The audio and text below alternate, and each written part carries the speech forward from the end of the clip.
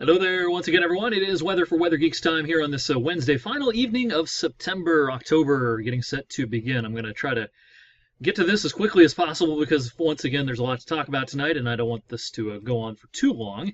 Here's a look at the temperature anomalies for the month of September. No surprise, September will go into the record books as a warmer than average September here in Northeast Ohio and Western PA. Aided a lot by the beginning of the month where it was in the upper 80s and lower 90s for several consecutive days. But even after that, we've had a lot of days in the 70s during the second half of September, and that's above average by this time of the year. So yeah, it's been a warm month. I will have an October preview forecast either this evening or tomorrow morning on my weather blog, ericwfmj.com. All right, on this final evening of September, it is pretty cloudy out there still.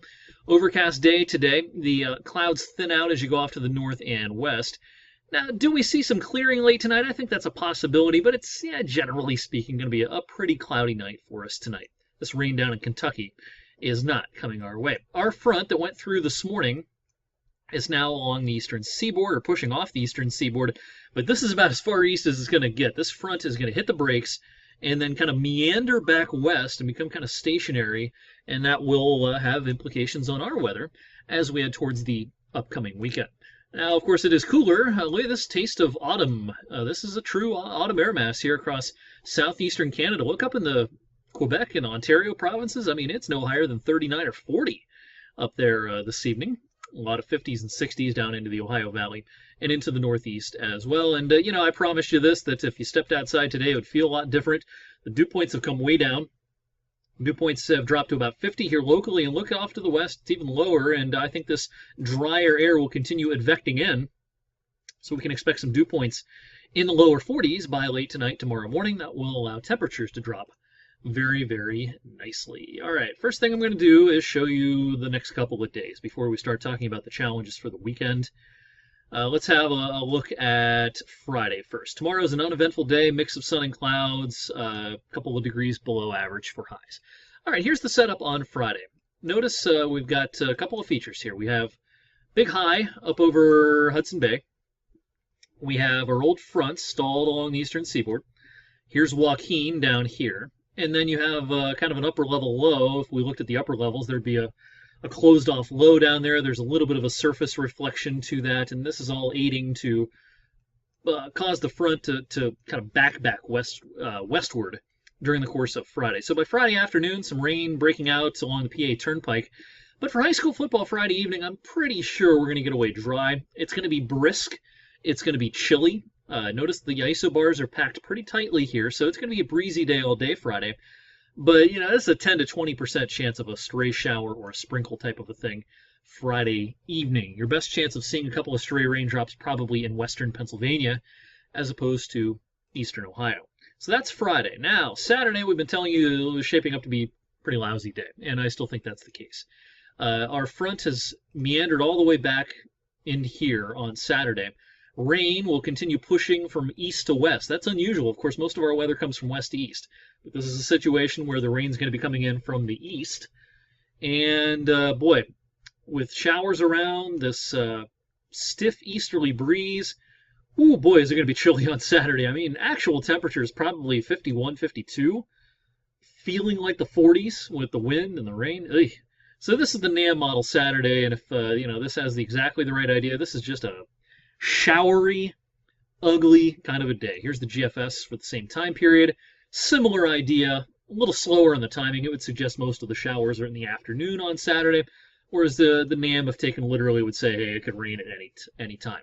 Now, does it rain every hour of the day Saturday? I don't think so, but it can rain at just about any point. So if you have outdoor plans Saturday, sorry about that. Not looking so good. Again, temperatures are really going to struggle. Here's the NAM. This is in the middle of the afternoon Saturday. It has 44, 45 degrees. Now, that might be a little bit much, but 50 might be, optimistic.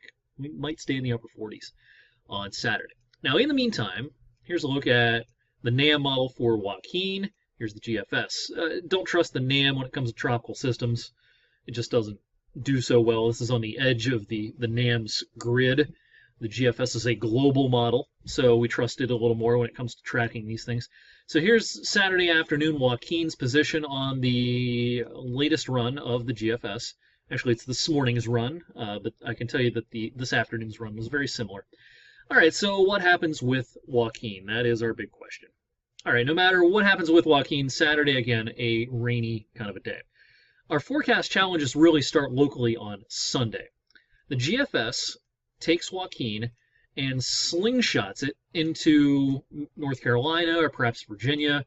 The current run has it coming into North Carolina. If this were to be right, Sunday would probably start okay, but then some rain would push back in the afternoon. Here's Sunday afternoon. So rain pushing back in, just like on Saturday, it would be from east to west. So that's the GFS. The Canadian model has sort of a similar idea. A lot of the tropical models have a sort of similar idea as well. Let me bring up the National Hurricane Center official forecast. Let me take off some of this other gobbledygook.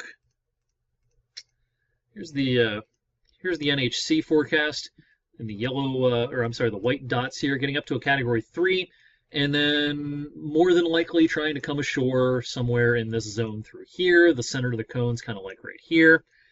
So that's the Hurricane Center track. So what's the problem here? Why is this a hard forecast? The European model, oftentimes cited as the best model available, doesn't always get it right, certainly. No model does, but it generally is regarded as a higher quality model. It does not have Joaquin coming into the U.S. It has it going back out to sea. And that really stops us in our tracks from making this a slam dunk forecast. Why does the European do this? Well, this is the European model, the upper level pattern. And the reason why the GFS has it coming into the U.S. is this upper low right here picks it up and slingshots it in. The European stews it around farther south long enough that it misses its ride. It misses its slingshot into the U.S. Instead, that upper low over the southeast kicks it out to sea. It's like a football player kicking a football. It just, instead of sucking it in like this, it gives it the boot out to sea on the European model. So that makes the forecast still especially challenging. If this were any other model other than the European, we wouldn't take it all that seriously, because it is a pretty extreme outlier right now with all the other modeling saying, hey, it's coming in. But it's the European, so we have to be a little bit careful. Now, this, of course, has implications on our forecast. If the European is right and this thing goes like this, then I think high pressure builds in, and Sunday's a nice day. Monday and Tuesday are nice days, if the European were to be right. But if the other modeling, including the GFS, which I'm showing you here, is right, it comes in, it sticks around then. Here's Monday, lots of residual moisture across the eastern U.S., a showery, cool day for us Monday. Tuesday, kind of similar. It's starting to push away, but there could still be a sprinkle or a shower. So our current forecast that you see me present on TV definitely leans in this more pessimistic direction. But it's not a slam dunk. If the European scores a coup here, which it very may well do that, then our forecast would need to be adjusted significantly for Sunday and early next week, and it would be a nice adjustment. Sunshine, mild temperatures. The European can score these coups. If you remember Sandy in 2012, which came into the New York City area, out several days, the European was the only model that was showing that. The other models were out to sea. So the European, when it goes against a lot of the other modeling, can oftentimes, it has a history of scoring a coup. So we have to take it seriously. All right, so that's tonight's weather for Weather Geeks. Again, more on October coming up in a blog post on my weather blog. I will have the updated 7-day forecast tonight on 21 News at 11. Thanks for watching Weather Geeks. We'll have another edition of this video posted Thursday evening.